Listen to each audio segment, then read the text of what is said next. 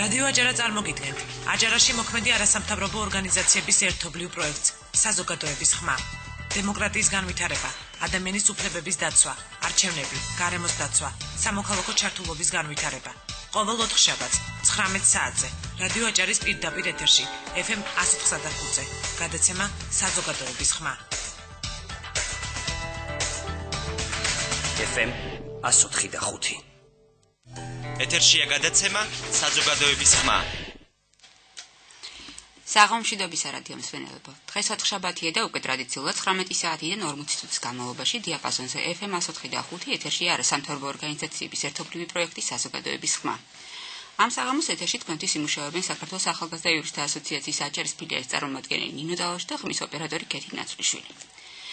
საზოგადოების იმ ნაწილს, რომელსაც ჯერ კიდევ არ არის ცნობილი, ვიტყვი, რომ მიმდინარე წლის 4 ივლისს ცვლილებები შევიდა საქართველოს შრომის კოდექსში, რაც შრომით ურთიერთობებში როგორც ხელისუფლება აღნიშნავს ახალი ეტაპის დაწყებას გულისხმობს. ცვლილებებს, რომლებიც ჯერ კიდევ მარტში იყო ინიცირებული, მესამე მოსმენით 91 პარლამენტარმა დაუჭირა მხარი, ხოლო 26 წინააღმდეგ წავიდა.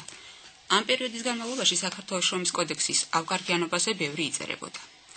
აღსანიშნავია, რომ შემფასებელთა უმრავლესობა შრომის კოდექსის იმ ვერსიას, რომელიც ძალაში იყო, უარყოფითად ყურებდა და თვლიდა, რომ კოდექსით არ იყო კარგად მოწესრიგებული დამსაქმებელისა თუ დასაქმებულის უფლება-მოვალეობები. პარლამენტის ჯანმრთელობის დაცვისა და სოციალურ საკითხთა კომიტეტის თავმჯდომარემ მას დისკრიმინაციული კოდექსიც კი უწოდა. კითხვებზე თუ რაში მდგომარეობდა მისი დისკრიმინაციულობა, რა სახის ცვლილებები განხორციელდა, რატომ ჰქონდა საქართველოს პროფკავშირებს უარყოფითი დამოკიდებულება ცვლილებების მიმართ და რა ურთიერთობებს ჩამოაყალიბებს დამსაქმებელს და დასაქმებულ შორის უკვე მოქმედი ნორმები, გვიპასუხებენ გადაცემის პირველი ბლოკის სტუმრები, დემოკრატიის ინსტიტუტის აღმასრულებელი დირექტორი ბატონი არჩილ ხახუტაიშვილი და პროფკავშირების აჯარის ორგანიზაციის ხელმძღვანელი ილია ვერძაძე. გადაცემის მეორე ნაწილში მოწვეულ სტუმრებთან ერთად კი ვისაუბრებთ იმ პრაქტიკაზე, რაც წლების განმავლობაში იყო დამკვიდრებული ჩვენს ქვეყანაში არსებულ საწარმო დაწესებულებებში და შრომითი ურთიერთობების რა საკითხების შეცვლაზე უნდა იფიქროს სამომავლოდ სახელმწიფო. რადიო მსმენელებო, თუ თქვენ გაგიჩნდათ შეკითხვა, ან გსურთ დააფიქსიროთ თქვენი აზრი აღნიშნულ თემასთან დაკავშირებით, დაგვიკავშირდით ტელეფონის ნომერზე 27 53 91. მოგესალმებით, პატივცემულო სტუმრებო. პირველ რიგში მადლობას მოგახსენებთ იმისათვის, რომ იღებთ მონაწილეობას გადაცემაში და ასე დავიწყოთ. ბატონო არჩილ, თქვენგან დავიწყებ პირველი შეკითხვა სწორედ თქვენთან გვექნება. როგორც უფლებადამცველი ორგანიზაციის წარმომადგენელმა, იქნებ მოკლედ ჩამოაყალიბოთ ის ძირითადი ცვლილებები, რომლებიც შრომით კანონმდებლობაში მნიშვნელოვნად შეცვლის დამსაქმებსა და დასაქმებულ შორის ურთიერთობებს. მოგესალმებით კიდევ ერთხელ, მივესალმები ჩვენს რადიო მსმენელებს, მადლობას მოგახსენებთ მოწვევისათვის, რაც შეეხება შრომის კოდექსს. ეს არ ახალი თემაა, ძალიან ბევრი თქმულა უკვე ამის თაობაზე, ძალიან ბევრი კრიტიკაც იყო, ძალიან ბევრი მოსაზრებებიც იყო, თუმცა საერთო ჯამში, რა თქმა უნდა, ეს ცვლილებები უნდა შეფასდეს დადებითად, რადგან განსხვავებით იმ შრომის კოდექსისა, რომელსაც ძალიან ხშირად და საფუძვლიანადაც უწოდებდნენ კაბალურ და მონური, ასე ვთქვათ, შრომის კოდექსს, გარკვეულწილად შეცვლილია. თუმცა ჩვენთვის არის გარკვეული კითხვები მაინც დარჩენილი დღესაც ამ შრომის კოდექსთან მიმართებაშიც, იმიტომ რომ არის გარკვეული მუხლები, სადაც მე ვფიქრობ არსებობს პრობლემა იგივე თუნდაც გათავისუფლების კომპონენტში, არსებობს პრობლემა ასევე დეკრეტული შვებულების ვადის არ გაზრდასთან დაკავშირებით, არსებობს პრობლემები ასევე იგივე თუნდაც ანაზღაურების საკითხზე და თანხისგაცემის საკითხებში, თუმცა საერთო ჯამში ნამდვილად უნდა ვაღიაროთ, რომ აღნიშნული ცვლილებები საკმაოდ მნიშვნელოვანია. ახლა შეეხება ზოგადად თუ რაში შევიდა ცვლილება. ერთ-ერთი ყველაზე მნიშვნელოვანი ცვლილება, რაც კოდექსის თავშივე იკითხება, გახლავთ ის, რომ ეს არის პირველი მუხლის მესამე პუნქტი, რომელიც დაემატა, რაც საკმაოდ მნიშვნელოვანია. ის გახლავთ, რომ შრომით ხელშეკრულებით არ შეიძლება განესაზღვროს დასაქმებულის ისეთი პირობები, რომელიც აუარესებს მის მდგომარეობას განსხვავებით შრომის კანონთა კოდექსისაგან. ეს არის ერთ-ერთი მნიშვნელოვანი დაცვის გარანტია, რაც ამ შემთხვევაში დამსაქმებელს მე ვფიქრობ უზღუდავს შესაძლებლობას ხელშეკრულებაში ჩადოს ისეთი პირობები, რომელიც წინააღმდეგობაში მოდის შრომის კანონთა კოდექსით, ან ყოველ შემთხვევაში აუარესებს მდგომარეობას დასაქმებულისა, იმაზევე და ვიდრე შეიძლება შრომის კანონთა კოდექსმა გახადოს ასე ვთქვათ უარესი. გარდა ამისა, მნიშვნელოვანი ცვლილებები შეეხო სამუშაო დროს, სამუშაო საათებს, ამ ხრივაც თავის დროზე იყო პრობლემები, როცა კანონმა დაადგინა ზედაზღვარი, ასე ვთქვათ, კვირაში სამუშაო საათების ოდენობისა. მე მახსოვს, რომ ამ ხრივ თავის დროზე იყო ძალიან ბევრი პრეტენზიები და ბოლოს სპეციფიკისა და სამუშაო ცვლის, ასე ვთქვათ, ხასიათის მქონე სამსახურებისათვის დაწესდა გარკვეული გამონაკლისები, რადგან წინააღმდეგ შემთხვევაში ვღებულობთ მართლაც გაურკვეველ მდგომარეობას, რადგან თვის განმავლობაში შეიძლება მუშაკს ემუშაო ერთ კვირას 40 საათი, მეორე კვირას ემუშაო სულ რაღაც 10 საათი. გარდა ამისა, ცვლილებები შეეხო ასევე, რა თქმა უნდა, ყველაზე მნიშვნელოვანი რაც გახლავთ, ეს არის ხელშეკრულების დადების წესი და პირობები და ყველაზე მნიშვნელოვანი გათავისუფლება. ეს იყო პრობლემა, რომელიც დღემდე წარმოადგენდა მნიშვნელოვან პრობლემურ თემას.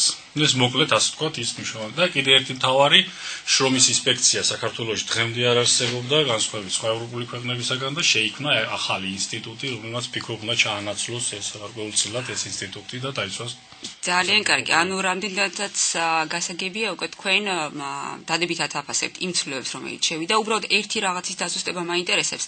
რაც შეეხება ღამის ცვლის მუშებს. აი აქ მათი ანაზღაურების მიმართულებით არც არაფერი არ არის ნათქვამი და ვფიქრობთ, რომ მართლაც საკმაოდ სერიოზული და დასაფიქრებელი ესე ვთქვათ საკითხია, იმიტომ რომ პრაქტიკულად დაურეგულირებელი გახდა ამ ადამიანების შრომის ანაზღაურებაც, დასვენების პერიოდიც და ესე შემდეგ და ესე შემდეგ. ერთადერთი მაგი აღნიშნე, რომ ხარვეზები აქვს ამ კოდექსს კიდევ ერთხელ ალბათ გამოსწორდება პრაქტიკა გვიჩვენებს, ზუსტად ცვლის რეჟიმში მომუშავე სამსახურებს ერთადერთს რასაც კანონი უწესებს, ეს არის რომ ცვლებს, ანუ ეგრეთ წოდებულ ჭალებს ვთქვათ, სმენებს შორის უნდა იყოს 12 საათზე ნაკლები დასვენების დრო. სხვა რაიმე რეგულაციას არ ითვალისწინებს სამწუხაროდ. ბატონო არჩილ, გაქვთ თუ არა მოლოდინი იმის, რომ ამ ცვლილებების ამოქმედების შემდეგ ყოველ შემთხვევაში ის პირველ პერიოდში მაინც დამსაქმებლები ზეგანაკვეთური სამუშაო შესრულებისათვის მაინც არ აუნაზღაურებენ დასაქმებულებს იმ სამუშაო პერიოდს, რომლის დროსაც ისინი საკმაოდ დიდად გაიხარჯნენ. ამასთანავე ფიქრობ თუ არა აი ეს მავნე მანკიერი თვისება, რომელიც წლების განმავლობაში ჩამოყალიბდა, უარყოფითად იმოქმედებს იმ ადამიანებზე, რომლებიც დღემდე ვერ ღებულობდნენ შრომის ანაზღაურების აი ამ ნაწილში თავიანთ ისე ვთქვათ გასამჯელოს. მოდი ესე ვთქვათ, ძველი კანონი კოდექსი შრომის გარკვეულწილად ეხებოდა ზეგანაკვეთურ ასე ვთქვათ. თუმცა არ იყო დადგენილი არ იყო დადგენილი კონკრეტული ასე ვთქვათ, ნიხრი ტარიფი თუ რა რაოდენობის თანხით უნდა მოხდარიყო ანაზღაურება. ამიტომ აქ საუბარია უბრალოდ დამსაქმებლის კეთილნებაზე, თორემ წინა კოდექსის პირობებშიც კი კეთილსინდისიერ დამსაქმებელს ზუსტად იმუხლებს და დაყრდნობის კანონმდებლობა ითვალისწინებს ზეგანაკვეთურ შრომაზე დამატებითი ანაზღაურების გაცემას, შეეძლო ეს გაეკეთებინა. ბუნებრივია, ეხლა ამ პერიოდში, როდესაც აღნიშნული ნორმა ჩადებულია, რა თქმა უნდა, დადებითად აისახება, მაგრამ რამდენად შეასრულებენ ამას, ამის მონიტორინგი ევალება ზუსტად იმ კომისიას, სამხედრო კომისიას ერთის მხრივ, რომელმაც უნდა შესაბამისი ასე ვთქვათ, ინსპექტირება ალბათ უნდა განახორციელოს, თუ როგორ სრულდება თუნდაც ეს ნორმები, რომ მე ეჭვი მაქვს, რომ კიდე პრობლემად დარჩება ეს თემა. დიდი მადლობა, ბატონო ილია, ეხლა უკვე თქვენთან მექნება შეკითხვა, იმიტომ რომ ძალიან დიდი ხნის განმავლობაში, როდესაც ამ ცვლილებებზე მიმდინარეობდა მუშაობა, განსხვავებული პოზიცია ჰქონდა საქართველოს პროფკავშირებს, საკმაოდ კაცრი, საკმაოდ ესე ვთქვათ კრიტიკული და ამასთანავე განსხვავებული შეხედულებები ჩამოაყალიბა თუნდაც პირველი ან მეორე მოსმენის დროს. რა იყო ამ განსხვავების, ამ კრიტიკის, ამ ესე ვთქვათ განსხვავებული პოზიციის ძირითადი მიზეზი და ხარ თუ არა კმაყოფილი საბოლოო ჯამში იმ ცვლილებებით, რომელიც შევიდა შრომის კოდექსში? მოგესალმებით, მიესალმებით ჩვენს მსმენელს. პირველ რიგში მე მინდა დავიწყო იმით, რომ ჩვენი ყველა პოზიცია, ჩვენი ყველა განცხადება თუ ვთქვათ მიდგომა ცვლილებებისადმი განპირობებული და გამოწვეულია იმით, რომ ჩვენ ვართ პრაქტიკოსი ადამიანები, ანუ ჩვენ ვიცით ის, რასაც რეალურად ამ კანონმდებლობით აქვს ადგილი ურთიერთობაში დასაქმებელსა და დამსაქმებელს შორის. მე კი არ ვასხოვებ რაიმეს, მაგრამ იურისტებს, თქვა თეორეტიკოსებს შეუძლიათ იმსჯელონ, რომ აი მაგალითად როგორც ბატონო არჩილმა ახსენა, კეთილსინდისიერი დამსაქმებელი, არაკეთილსინდისიერი დამსაქმებელი და მე პრაქტიკაზე ვიცი, რამდენი პროცენტია, ასე ვთქვათ, ეგრეთ წოდებული კეთილსინდისიერი დამსაქმებელი და 1%-საც ვერ აღწევს. მე პრაქტიკაზე ვიცი, რას ნიშნავს ცვლებს შორის 12 საათიანი შუალედი და ამაზე არავინ შეიძლება არ ამახვილებს ყურადღებას, მაგრამ მე გეტყვით, რომ ეს პრაქტიკულად ნიშნავს კვირაში 84 საათს ამუშავებდნენ ხალხს ყოველგვარი დასვენების გარეშე, მათ შორის თვეში და მათ შორის კვირაში ერთი დღეც არ იყო დასვენებისთვის გამოყოფილი. ჩვენ ეს ყველაფერი ვიცით.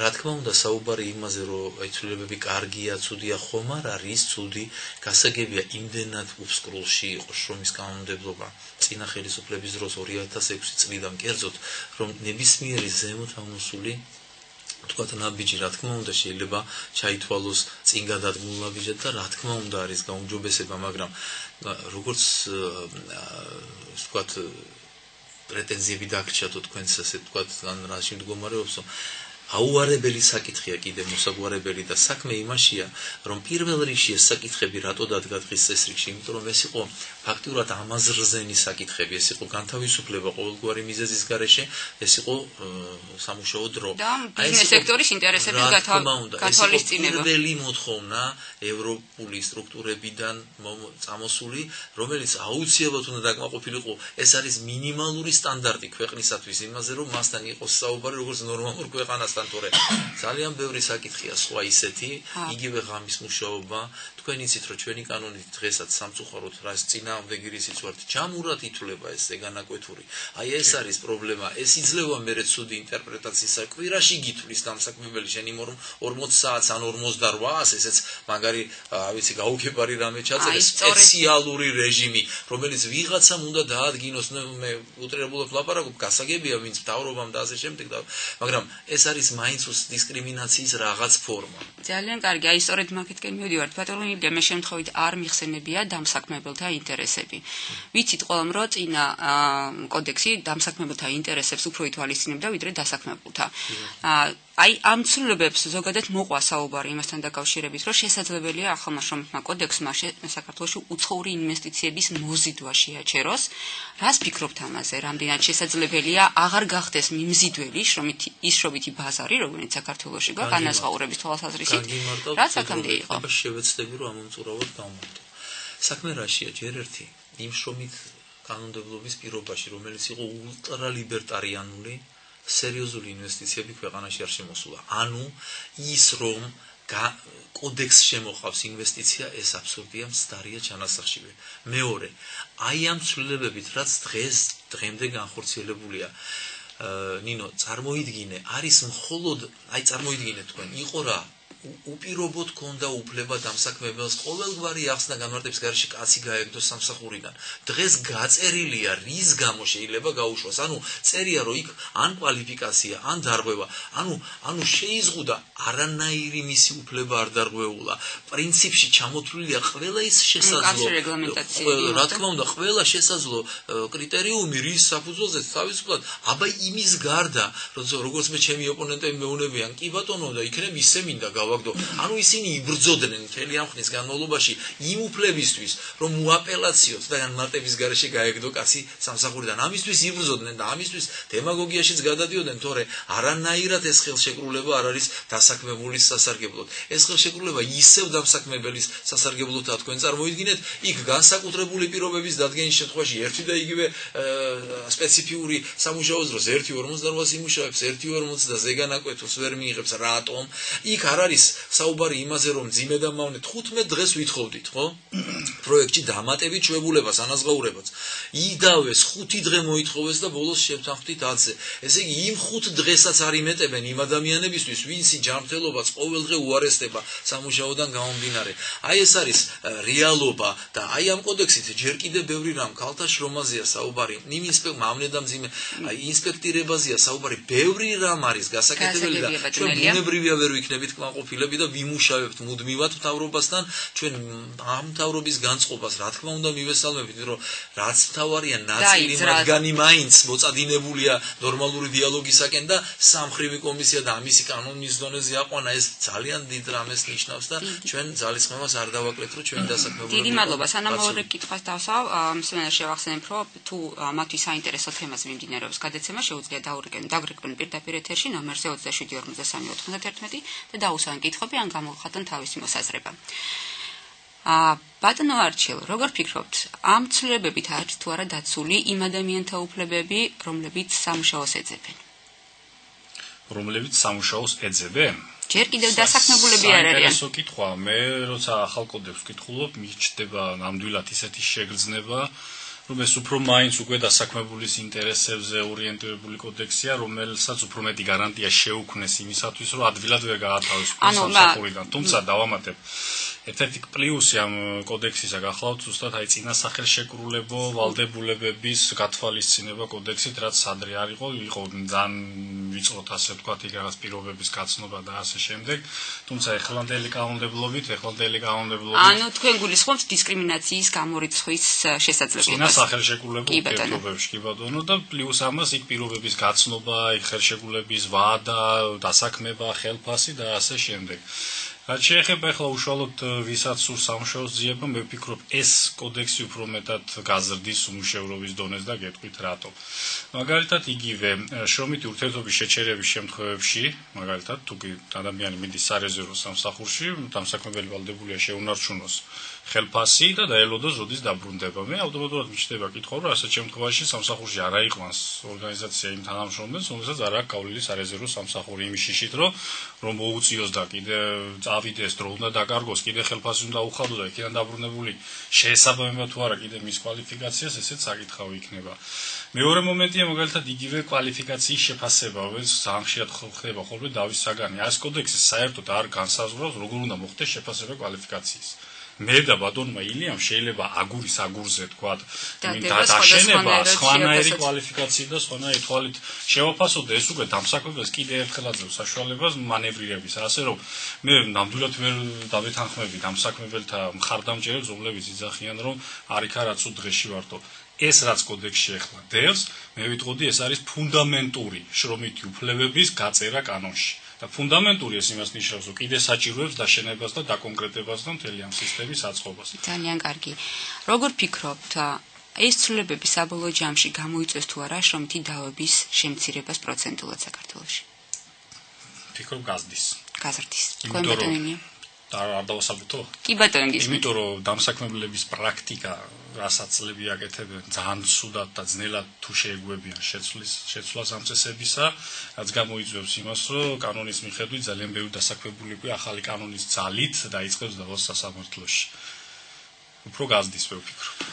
მე ვეთანხმები იმას, რომ გაზრდის, თუმცა თავიდანვე დასაქმების რაოდენობას, დამსაქმებელთა რაოდენობას შეამცირებსო და დასაქმების შანსი ეს არის ჩემი აზრით უსუსური არგუმენტი შრომის კოდექსზე დაყრდნობა, იმიტომ რომ ძველი კოდექსით საერთოდ არაფერი არ იყო გაწერილი თუ დასაქმების, ანუ სამუშაო ადგილის გაჩენას განაპირობებს არა კოდექსი. და მეთანხმეთ ამაში.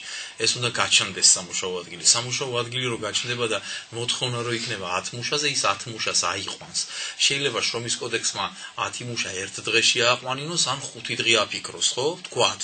და უფრო მეტი დაფიქრეს, შრომის კოდექსმა მისცეს შესაძლებლობა 10 ადამიანი და მეტი ერთ დღეს გაათავისუფლოს. შრომის კოდექსი ხო, წინა შრომის კოდექსი კი ბატონო, მაგას თუ გულისხმობდით, გეთანხმებით, რომ ითვალისწინებდა იმას, რომ ნებისმიერს აიყვან და მერე რა როცა უნდა და გააგდებდა და ეხლა შეიძლება ცოტა მეტი დაფიქრდეს. სწორედ ეს არის ჩემი გაკვირვების და აი აღშფოთების ესეთი სტანდარტული სიტყვა საგანი რომ აი არჩილსაც ესე გამოუვიდა ეხლა მაგ სფეროში მასეთი რაღაც, იმიტომ რომ რა გამოდის ეხლა რომ რისთვის იბრძვი იმისთვის რომ უაპელაციოდ კაცი გააგდო და იბრძვი იმისთვის რომ აყვანის დროს ტვინი არ გააქანო?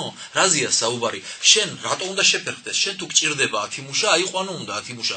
ერთადერთი ამ შრომის კოდექსით უფრო მეტი უნდა დაფიქრდე თუ მაინც და მაინც პრობლემაზე ფიქრობ და გეჩვენება რომ ჩვენი ხალხი არის ძალიან ცუდი ადამიანები და შენ ესე იგი ხალიჩებს არ დაგიგებენ, როცა შემოყვანს. ანუ მის კომპეტენციაზე და შესაძლებლობებზე. რა თქმა უნდა, ანუ კოდექსზე დაბრალება იმისი, როცა კოდექსში უბრალოდ გაიწერა რა პირობებში შეიძლება კაცის გაშვება და ასე შემდეგ, ეს არის თორე დანარჩენი არაფერი აქ მნიშვნელოვანი ისეთი რომ შეამციროს ამანანგა და სარჩელები გაიზრდება, იმიტომ რომ წინა კოდექსის პირობებში საერთოდ არ იყო აზრი არ ქონდა. დიდი მადლობა, მოკლედ ორივემ რა რეგულაციები უნდა შეიცვალოს კიდე კანონმდებლობაში, რომ მივიღოთ უფრო მაღალი სტანდარტების შრომის კოდექსი საქართველოში.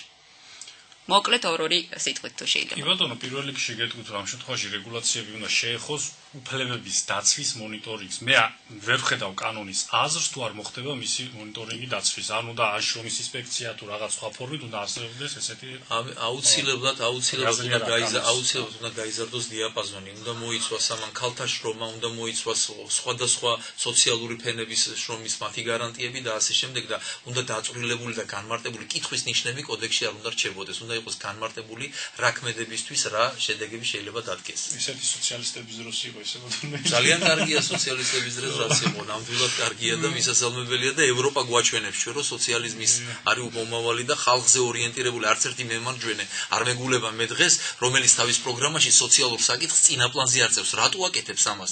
იმიტომ რომ ამის გარეშე დღეს ვერაფერს ვერ გააკეთებ. ადამიანი არის ფოკუსი და ამაზე შეთანხმდა უკვე მთელი მსოფლიო და მიხვდა ყველა. რაც უნდა კონსერვატორი იყოს ინგლისში და მონარქიის წარმომადგენელი იმანაც იცის, რომ სოციალური პრობლემატიკა არის პირველი და მასზე ყურადღების გამახვილება არის მთავარი.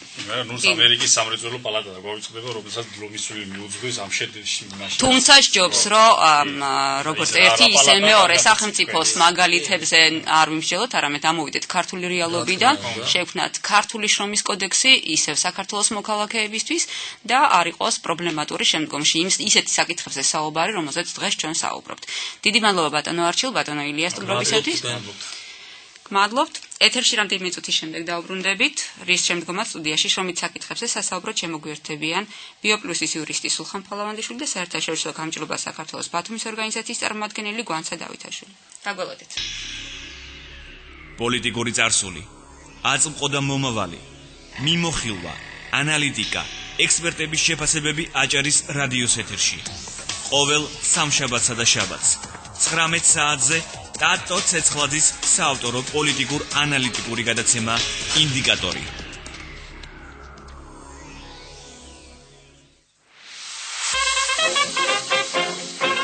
დაკვირტული კვირა გქონდა?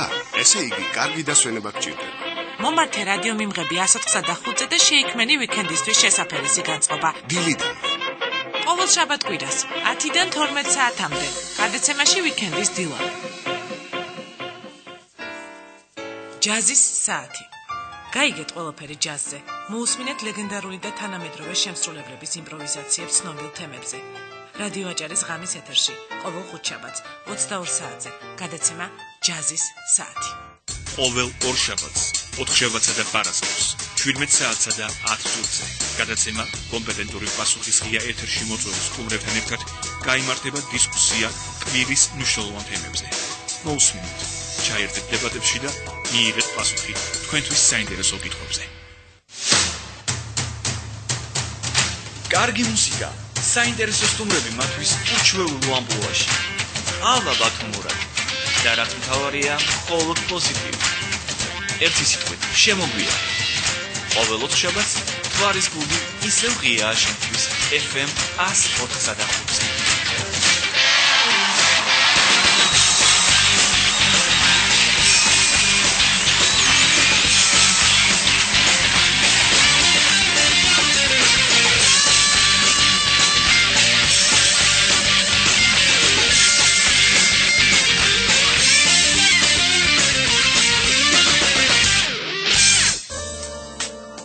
ყოველ სამშაბათს 17 საათსა და 10 წუთზე. ცნობილი პიროვნებების ცხოვრებისეული ისტორიები გადაცემაში ჩვენი თანამედროვენი. FM 104.5.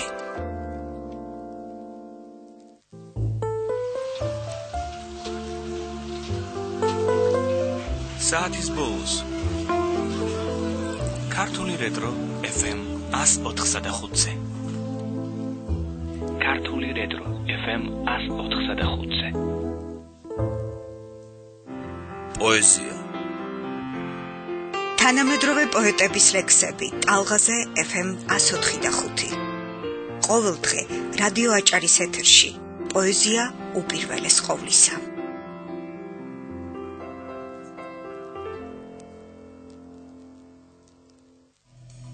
რადიო აჭარა წარმოგიდგენთ აჭარაში მოქმედი არასამთავრობო ორგანიზაციების ერთობლივ პროექტს საზოგადოების ხმა. დემოკრატიის განვითარება, ადამიანის უფლებების დაცვა, არჩევნები, გარემოს დაცვა, სამოქალაქო ჩართულობის განვითარება. ყოველ ოთხშაბათს 19 საათზე რადიო აჭარის პირდაპირ ეთერში FM 104.5-ზე. გადაცემა საზოგადოების ხმა. FM 104.5. ეთერშია გადაცემა საზოგადოების ხმა. სარეკლამო პაუზის შემდეგ დიაპაზონზე FM 104.5 ეთერშია გადაცემა საზოგადოების ხმა. შეგახსენებთ, რომ დღეს თქვენთვის სტუდიაში მუშაობენ საქართველოს ახალგაზრდა იურისტთა ასოციაციის აჭარის ფილიალის წარმომადგენელი ნინო წალაშვილი და ხმის ოპერატორი კეთრი ნაზრიშვილი. სტუმრებთან კითხვების ან ასლის დაფიქსირების სრული შემთხვევაში გთხოვთ დაგვირეკოთ ნომერზე 27 53 91. როგორც გადაცემის პირველ ბლოკში აღნიშნეთ, სულ რაღაც 2 კვირის წინ საქართველოს პრეზიდენტმა ხელი მოაწერა შრომის კოდექსში პარლამენტის მიერ შეტანილ ცვლილებებს, რომელმაც ბევრ სხვა საკითხებთან ერთად განსხვავებული მიდგომები მისამები გამოკვეთა არამარტო დასაქმებული, არამედ დამსაქმებელი კანდიდატის მიმართ ინფორმირებულობისა თუ დისკრიმინაციისგან დაცვის კუთხით. ასევე ახლებურად განსაზღვრა სამუშაო დროის ხანგრძლივობა, ხელშეკრულების ვადიანობა, მისი შეწყვეტის პირობები. ამ და სხვა საკითხებზე გვესაუბრებიან მეორე ბლოკის სტუმრები, საერთაშორისო გამარჯვებელ საქართველოს ბათუმის ორგანიზაციის წარმომადგენელი ვანცა დავითაშვილი და ბიოპლუსის იურისტი სულხან ფალავანდიშვილი. მოგესალმებით. ბატონო სულხან, ბოლო რამოდენიმე წელი მუდმივად ჰქონდა ინფორმაცია იმ ფაქტების შესახებ, სადაც საუბარი იყო ჩვენს რეგიონში არსებულ ფაბრიკა-ქარხნებში მოსამსახურეთა რთულ სამუშაო პირობებზე. საუბარია ზეგანაკვეთური შრომის აუნაზღაურებლობაზე, სახელმწიფო დაწესებულებების გამოყენების შეზღუდვაზე, დღესასწაულების გამოყენების შეზღუდვაზე, დროებითი შრომის უნარობის შემთხვევაში, ან გათავისუფლებაზე, ან ანაზღაურების გარეშე დატოვებაზე და ასე შემდეგ. მიუხედავად ჩამონათვალისწინებით ისა უმეტესად ეს ადამიანები შრომითი ურთიერთობის შეწყვეტის შიშით არათუ არაფერს არ ამბობდნენ, არამედ უარყოფდნენ კიდეც ამ ფაქტებს. მსგავს მდგომარეობაში ძალიან ბევრი ადამიანი აღმოჩნდა ჩვენს რეგიონში. შესაძლებელია ითქვას, არ დარჩენილა არც ერთი ქარხანა, ფაბრიკის წარმომადგენელი, რომელსაც ძირითადად უცხოური ინვესტიციებით არის ჩვენს რეგიონში, რომ ესეთი ტიპის პრობლემები არ ყოფილიყოს. როგორ ფიქრობთ, ეს მდგომარეობა წინა შრომის კოდექსის გაუმართლობიდან იყო გამომდინარე, თუ ეს იყო პირდაპირ ბიზნეს ინტერესებიდან ამოსული? მოგესალმებით პირველ რიგში, მე წარმოვადგენ ამჟამად რეგიონში ერთ-ერთ უმსხვილეს დამსაქმებელს, შპს ბიოპოლოს. დაახლოებით 350-მდე ადამიანი მუშაობს ჩვენ საწარმოში და ყოველდღიურად გიხდება შრომით ურთიერთობასთან დაკავშირებული პრობლემატიკის განხილვა და ვთქვათ შრომით ურთიერთობებთან შეხება. რაც შეეხება დასაქმებულის უფლებებს, ერთმნიშვნელოვნად შეგვიძლია ვთქვათ, რომ ახალი შრომის კოდექსი ძველთან მიმართებაში აუმჯობესებს დასაქმებულის უფლებებს. რამდენად უზრუნველყოფს მათ გარანტიებით, ვთქვათ, უფლებების დაკმაყოფილების კუთხით, ამას მომავალში სასამართლო პრაქტიკა და ვთქვათ, ზოგადად შრომითი ურთიერთობის გამოცდილება გვაჩვენებს. თუმცა ერთი შეხედვით მნიშვნელოვნად გაუმჯობესებულია ვითარება დასაქმებულთან ან დასაქმებულის უფლებრივი მდგომარეობის კუთხით. რაც შეეხება ვთქვათ აღნიშნულ შრომის კოდექსამდე არსებულ შრომის კოდექსის პერიოდში არსებულ პრაქტიკას და უფლებების დარღვევის ფაქტებს. მართალია გეთანხმებით იმაში, რომ აღნიშნული ფაქტები ხდებოდა რეალურად, თუმცა იმ ფაქტთან მიმართებაში, რომ ეს მხოლოდ შრომის კოდექსის შედეგად იყო გამოწვეული, მაშინ მოქმედი შრომის კოდექსით აღნიშნული ჩემი აზრით არ არის მართალი. რა თქმა უნდა, შრომის კოდექსი იყო ერთ-ერთი უმთავრესი პრობლემა დასაქმებულის უფლების, ვთქვათ, უფლებრივი მდგომარეობის განაწილების კუთხით. თუმცა იყო, ვთქვათ, სხვა ინტერესები, სასამართლო სისტემის გამომართავობა და ასე შემდეგ, რაც ასევე კომპლექსურად ქმნიდა დასაქმებულისთვის თუ მდგომარეობას. არ ფიქრობთ, რომ სწორედ აი ამას და კიდევ იმას, რომ ცუდად მანიპულირებდნენ და ესე ვთქვათ, მესაკუთრეები გარკვეული ქარხანა, ფაბრიკების იმით, რომ გაუშვებდნენ ესეთი ტიპის ადამიანებს, რომლებსაც გაუჩნდებოდათ პრეტენზია დასაქმებულის მიმართ, ეს იყო ყველაზე მთავარი მაშინ, რომ შრომით დავებში ისინი არ ღებულობდნენ მონაწილეობას, არც უჩნდებოდათ სურვილი, რომ გამოეხატათ თავისი დამოკიდებულება. აღნიშნულ ცვლილებებამდე მოქმედი შრომის კოდექსის 38 მუხლი თითქმის ყოველგვარი საფუძვლის გარეშე ხელშეკრულების მოშლის საფუძველზე უქმნიდა დამსაქმებელს უფლებას დასაქმებულის გათავისუფლების. რაც იყო ერთ-ერთი ყველაზე უმთავრესი ნაკლი ამ აღნიშნულ ცვლილებებამდე არსებული კოდექსის რაც თქვათ ყველაზე მთავარი პრობლემა იყო ამ აღნიშნული კოდექსამდე მოქმედი კოდექსის. ახალმა შრომისმა კოდექსმა აღნიშნული პრობლემა მნიშვნელოვნად მოაგვარა, კოდექსში აღინიშნა ის ყველა გარემოება, რაც შეიძლება გახდეს შრომითი ურთიერთობის შეწყვეტის საფუძველი და ასევე, ვთქვათ, იგივე უქმე დღეებში, ვთქვათ, მუშაობაზე უარის თქმა, ასევე, ვთქვათ, შრომის ისეთი დავალების შესრულება, რაც არ გვევს უფლებრივ მდგომარეობას დასაქმებულის გაფიცვებში, ლოკაუტში მონაწილეობა, ასე შემდეგ. აღნიშნული საფუძვლები არ არის შრომითი ურთიერთობების შეწყვეტის საფუძველი მოქმედი შრომის კოდექსის შესაბამისად. თუმცა აქ გეტყვით რომ თუნდაც აი ეს დღესასწაულები რომ მეც სახელმწიფოს მიერ დადგენილი იყო, ხშირ შემთხვევაში ირღვეოდა ამ ადამიანების უფლებები და პირდაპირ ზეწოლის ქვეშ ისინი მუშაობდნენ სადღესასწაულო დღეებში. პროტესტის გრძნობა ერთია, მაგრამ ისი გამოხატვის შესაძლებლობა ნამდვილად არ ქონიათ ამ ადამიანებს იმ შიშიდან გამომდინარე, რომ სწორედ მაგ მუხს გამოიყენებდნენ, თუნდაც კოლექტიური გათავისუფლების სახით. გეთანხმებით იმაში, რომ ეს პრობლემა ნამდვილად იდგა, თუმცა ეს პრობლემა იყო კიდევ ერთხელ ვიმეორებ კომპლექსური. სასამართლო სისტემის გამართულობის შემთხვევაში თუ მოხდებოდა ხელშეკრულების მოშლის საფუძვლით გათავისუფლება იმის გამო, რომ თქვათ თანამშრომელმა არ იმუშავა უქმე დღეებში, ნორმალური სასამართლო პრაქტიკის არსებობის პირობებში შესაძლებელი იყო იმის დადგენა რეალურად რის გამო მოხდა გათავისუფლება და შესაბამისად მოხდებოდა მისი აღდგენა სამსახურში. თუმცა რამდენადაც ვიცი, თქვენი პრაქტიკის პერიოდშიც და ზოგადად აჭარის რეგიონი რო ავიღოთ, ამ ესე ვთქვათ მიზეზით არც ერთი სარჩელი არ შესულა სასამართლოში.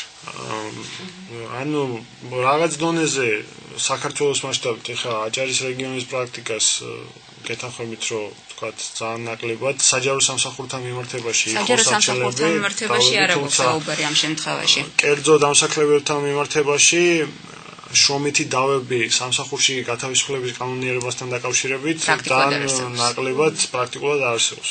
გეთანხმებით, თუმცა არსებობს საქართველოს დონეზე პრაქტიკა იგივე უზენაესი. დიდი მადლობა ბატონო სულხა.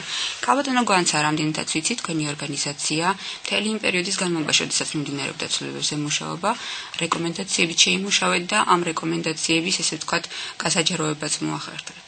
როგორ ფიქრობთ, რა მიიღო მხედველობაში თქვენი რეკომენდაციებიდან პარლამენტმა, რას იწონებთ ამ ცვლილებებში და რას ფიქრობთ, რა არის კიდევ დასახვეწი მოქმედ შრომით კოდექსში? მოგესალმებით, მივესალმები რადიო მსმენელს. პირველ რიგში დიდი მადლობა მოწვევისთვის. როდესაც ჩვენი ორგანიზაცია მუშაობდა იმ რეკომენდაციებზე, რომელიც უნდა წარადგინეს საქართველოს პარლამენტისთვის, პირველი ამოსავალი პრინციპი, რაც ამ რეკომენდაციებს საფუძვლად ედო, იყო შემდეგი, რომ შრომის კანონმდებლობამ უნდა მოახდინოს დაიცვას ბალანსი დამსაქმებლის ინტერესსა და დასაქმებულს შორის. მოგეხსენებათ, რომ წინა კანონმდებლობა იყო ძალიან ზოგადი და არ იძლეოდა საშუალებას, რომ დამსაქმებელი დაცული ყოფილიყო იმ კაბალური პირობებისაგან, რომელიც შრომითი ხელშეკრულების ნაწილი შეიძლებოდა გამხდარიყო შემდგომში. აქ გულისხმობ იმას, რომ ასე ვთქვათ, პრაქტიკულად დასაქმებულები გამომდინარე დასაქმების პრობლემიდან ვერ ახერხებდნენ საკუთარი უფლებების მაქსიმალურად დაცვას. წინა ნაწილში ბატონმა არჩილმა ახსენა, რომ ახალი შრომითი კოდექსის პირობებში მოიმატებს სასამართლო დავებიო. ეს შეიძლება ამ ახალი კოდექსის ერთ-ერთ დადებით, ასე ვთქვათ, მომენტად შევაფასოთ, იმიტომ რომ თუ მოიმატებს სასამართლო დავები, ამას მოყვება და ეს გამომდინარე იქნება იქიდან, რომ შრომითმა კანონმდებლობამ მიიტანა მოქალაქეებამდე, დასაქმებულებამდე მათი უფლებების არსებობა, ანუ ასახა საკანონმდებლო დონეზე ის უფლებები, რისი უფლებებიც მათ რეალურად გააჩნია და აქედან გამომდინარე დასაქმებულებს გაუჩნდებათ პრეტენზია, ცოტა უხეშად რომ ვთქვათ, რომ მოახდინოს სასამართლო წესით, სასამართლოს გზით საკუთარი უფლებების. შემოდის მედიატორის, ესე ვთქვათ, თუმცა შემოდის, ასე ვთქვათ, მედიატორის ინსტიტუტიც. რაც შეეხება ჩვენს მიერ წარდგენილ რეკომენდაციებს, ესეთი რეკომენდაციები იყო ძალიან ბევრი და შეეხებოდა მრავალ მიმართულებას. ძირითადი ამ რეკომენდაციებში იყო როგორც პოზიტიური, ასე ვთქვათ, საკითხები ხაზგასმული, ასევე ის ცვლილებები, რომელიც დახვეწა საჭირო და ეს შეეხებოდა წინასახელშეკრულებო ურთიერთობას, მაგალითად დისკრიმინაციის კუთხით, როდესაც წინასახელშეკრულებო ეტაპზეც ამოღებული იქნა დისკრიმინაცია, ეს ჩვენმა ორგანიზაციამ პოზიტიურად შეაფასა, შეეხებოდა დასაქმების კანდიდატის ინფორმირებას, შეეხებოდა სამუშაო დროის ხანგრძლივობას, ზეგანაკვეთურ სამუშაოს და ასე შემდეგ. ეს ბევრია და ვთქვათ, არ მეყოფა საეთერო დრო, იმის რომ ყველა მათგან შევეხო. თუმცა შეგულებასთან დაკავშირებით საკმაოდ ესეთი შენიშვნა ჰქონდათ, რომ პრინციპში განსხვავება არც არის უკვე ესე ვთქვათ მოქმედ კოდექსსა და წინა კოდექსის ნორმებს შორის. რაც შეეხება ზეგანაკვეთურ რაც შეეხება ზეგანაკვეთურ დასაქმებას, აი ეს იყო ერთ-ერთი ჩვენი ინიციატივა, რომელზეც არ დაგვეთანხმა პარლამენტი და აქ გვითხრა, რომ ეს იქნება ის, ასე ვთქვათ, ცვლილება, რომელშიც შემდგომში მოხდება ამ საკითხის დახვეწა და შემდგომში მოხდება ამისი გაანალიზება.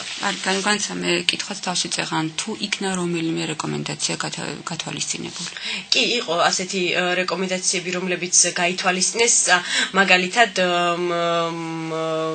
მტკიცების ტვირთზე, როდესაც მოხდა ინიცირება იმასთან დაკავშირებით, რომ მტკიცების ტვირთი გადადიოდა მთლიანად დამსაქმებელზე, ამ შემთხვევაში ჩვენმა ორგანიზაციამ წარადგინა რეკომენდაცია, რომ მომხდარიყო უფრო მეტი დაკონკრეტება აი იმ მუხლის ნორმისა, რომელსაც შეეხებოდა ეს ცვლილება და ეს იქნა ასახული, ასე ვთქვათ, იმ ინიციატივაში, რომელიც შემდგომში წარადგინა პარლამენტმა.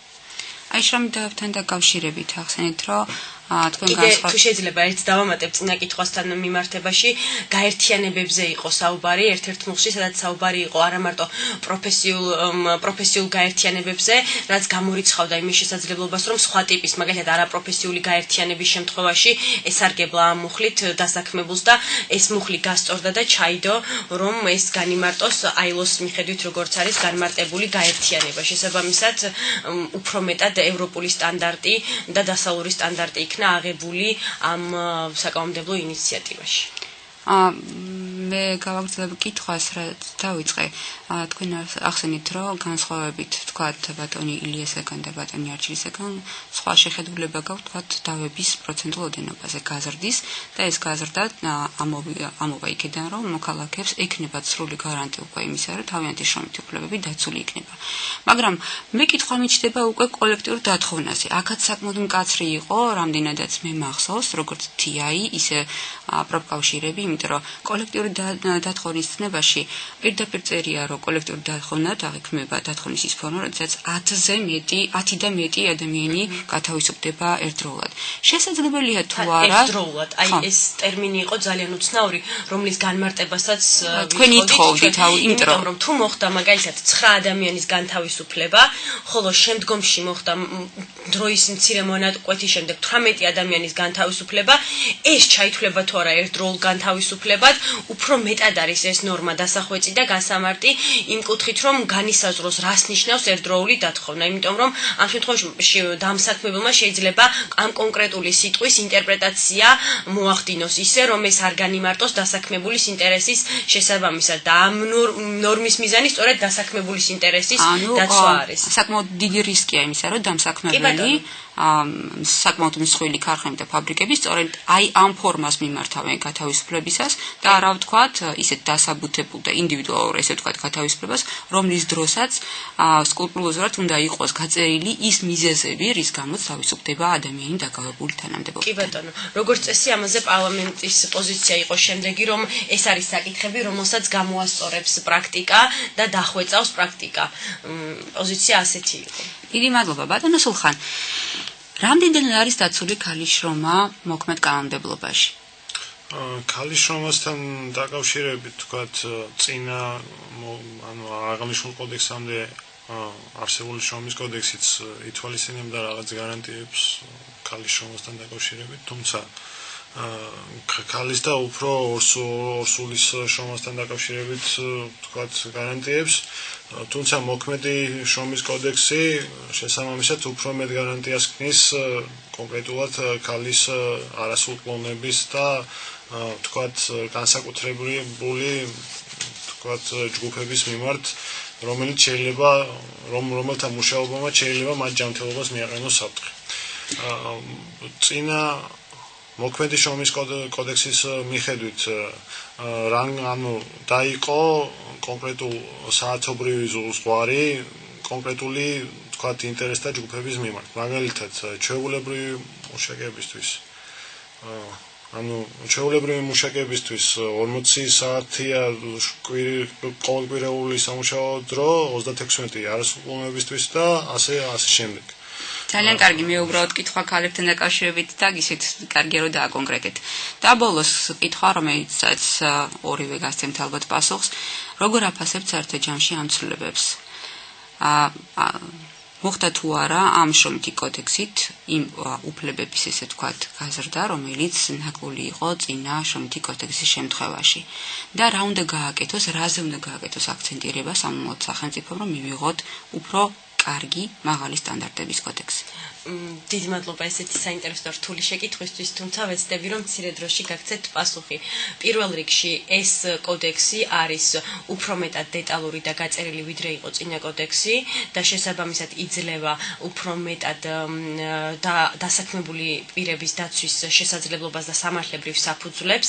მეორე, რა ხარვეზები აქვს ამ კოდექსს, ამას გამოავლენს ის პრაქტიკა და რა ნაკლოვანებები აქვს და რა პოზიტიური მხარე აქვს, ამას გამოავლენს ის პრაქტიკა, რომელიც მოყვება შემდგომში ამ შრომითი კოდექსის საფუძველზე დამყარებულ შრომით ურთიერთობებს და ეს იქნება 1 მაქსიმუმ 2 წელი და მესამე მე ვფიქრობ რომ სწორედ აი ამ ნაკლოვანებების საფუძველზე მოხდება შემდგომში აი ამ კოდექსში ცვლილებების შეტანა და ესეთი ცვლილება შეიძლება იყოს არაერთი. ანუ პრაქტიკიდან წამოსული ცვლილებების ინიცირება მოხდება შემდგომში. ანუ მეც პოზიტიურად მიმაჩნია შრომის კოდექსში შეტანილი ცვლილებები. მეც ასევე მივიჩნევ რომ შრომითი ურთიერთობები არის მნიშვნელოვანი, თქვათ, სამართლებრივი ურთიერთობების ერთ-ერთი სახე და სასამართლო პრაქტიკამ დასაქმებულთა აქტიურობამ უნდა განაპირობოს მომავალში უფრო დახვეწა შრომითი კოდექსის. რაც შეეხება, თქვათ, სამსახურიდან გათავისუფლებას, რომელიც არის, თქვათ, ახალი მოქმედი შრომის კოდექსის უმთავრესი ღირსება. რაში გამოიხატება აღნიშნული კუთხით, თქვათ, გარანტიების შექმნა. გაუჩნდა დამსაქმებას გათავისუფლების დასაბუთების ვალდებულება, რაც ერთ-ერთი უმთავრესი პირობაა შრომით ურთიერთობებში დასაქმებულთა ინტერესების დასაცავად. ძალიან კარგი, ანუ საკმაოდ დიდი შრომა გიქნებათ წინ გასაწევი, თუ კი დააპირებთ დაკავებული თანამდებობიდან ხალხის გათავისუფლებას. ქალბატონო გვანცა, ბატონო გიორგი, დიდი მადლობა. ბატონო სულხან, დიდი მადლობა მობრძანებისთვის, საინტერესო საუბრისათვის, გემშვიდობებით. მადლობა მოწვევისთვის. ამით ჩვენი საერთო დრო ამოიწურა. თქვენთვის პირდაპირ ეთერში მუშაობდნენ საქართველოს ახალგაზრდა იურისტთა ასოციაციის აჭარის ფილიალის წარმომადგენელი ნინო ტავაშვილი და ხმის ოპერატორი ქეთი ნაცლიშვილი. დღევანდელი დღე გადაცემა დასრულდა. შეგახსენებთ რადიო პროექტი საზოგადოების ხმა ყოველ ოთხშაბათს საღამოს 19 საათზე და 15 წუთზე გავა ეთერში. უსმენთ აჭარის რადიოს FM 104.5.